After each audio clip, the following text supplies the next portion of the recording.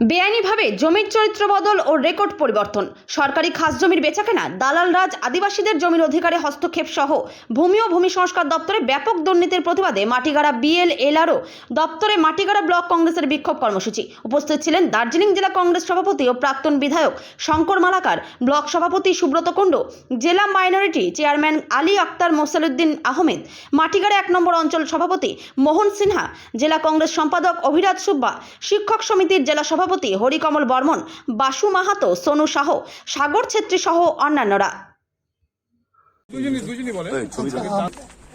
আমরা পশ্চিমবঙ্গ প্রদেশ কংগ্রেসের ডাকে সারা বাংলার সমস্ত বিএলআরও অফিসে আমরা আজকে স্মারকলিপি এবং বিক্ষোভ প্রদর্শন করছি। কারণ আমরা মনে করি পশ্চিম বাংলায় সমস্ত জমির দালালরা, শাসক দলের মাফিয়ারা এই বিএলআরও অফিসটাকে ব্যবহার করে জমি চুরি, বালু চুরি, পাথর চুরি, সরকারি জমি চুরি, এক জমি দুইবার বিক্রি করা, খতিয়ান ভুল করা, খতিয়ান পরিবর্তন করা, সমস্ত কিছুর কারখানা হচ্ছে এই বিএলআরও অফিসটা। তাই এই বিএলআরওর বিরুদ্ধে আমরা সারা পশ্চিম বাংলায় আজকে ডেপুটেশন এবং স্মারকলিপি দিচ্ছি। আমরা সরকারে নাই, কিন্তু আমরা মানুষের দরকারে আছি। ভারতের জাতীয় কংগ্রেস ক্ষমতায় থাকুক বা না থাকুক, মানুষের প্রয়োজনে, মানুষের স্বার্থে আমরা কাজ করে যাব।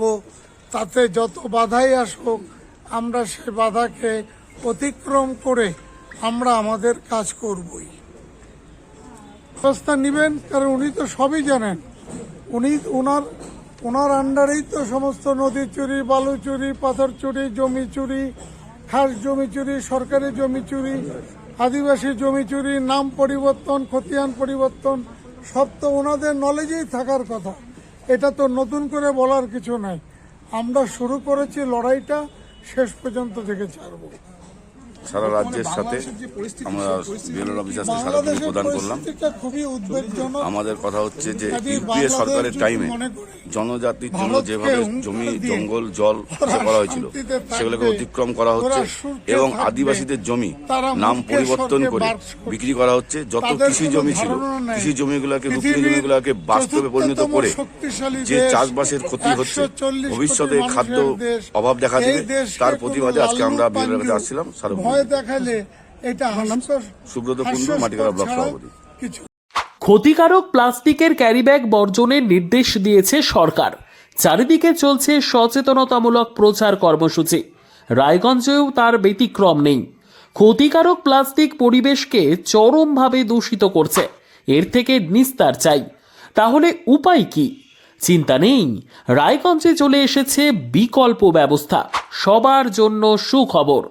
পশ্চিমবঙ্গ সরকারের অনুমোদনে আগামী সপ্তাহ থেকেই শহরে তৈরি হতে চলেছে পরিবেশ বান্ধব, দূষণমুক্ত বিভিন্ন ধরনের বায়ো ক্যারিব্যাগ, যা অবশ্যই পচনশীল। একেবারে সুলভে পেয়ে যাবেন আপনারা। আগ্রহী বিক্রেতা ও ডিলারশিপের জন্য অতি সত্বর যোগাযোগ করুন আমাদের সাথে। আমাদের ঠিকানা ইকো ক্যারি ইন্ডাস্ট্রিজ, জেলখানা মোড়, রায়গঞ্জ, উত্তর দিনাজপুর।